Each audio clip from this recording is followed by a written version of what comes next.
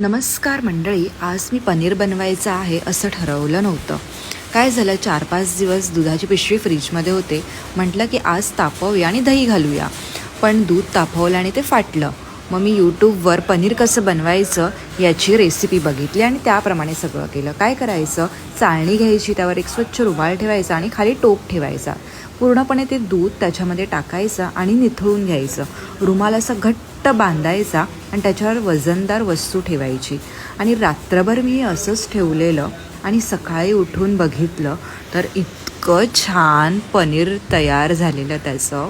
मी पहिल्यांदाच बनवलेलं. मी आधी बनवणारच होते व्हिनेगर टाकून, पण आता दूध नासलेलं त्यामुळे म्हटलं की याच्याने सुद्धा बनवतात पनीर, तर बघूया बनतं आहे का प्रॉपर.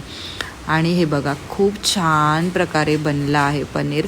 मग काय करायचं, हे पाण्यामध्ये ठेवायचं, नॉर्मल पाण्यामध्ये. त्यामुळे काय होतं, पनीर जे आहे ते स्पॉन्जी होतं. हे बघा, मी पाण्यामध्ये टाकलं आहे कट करून. खूप मस्त प्रकारे झालं आहे स्पॉन्जी. मी आधी कधीच बनवलं नव्हतं पनीर, त्यामुळे मी खूप खुश होते की पहिल्यांदाच, ते पण नासलेल्या दुधापासून, काहीतरी खूप चांगलं पनीर बनलं आहे. जवळजवळ जर दुकानात घ्यायला गेलं तर 70-80 रुपयाचं तरी हे पनीर मिळेल.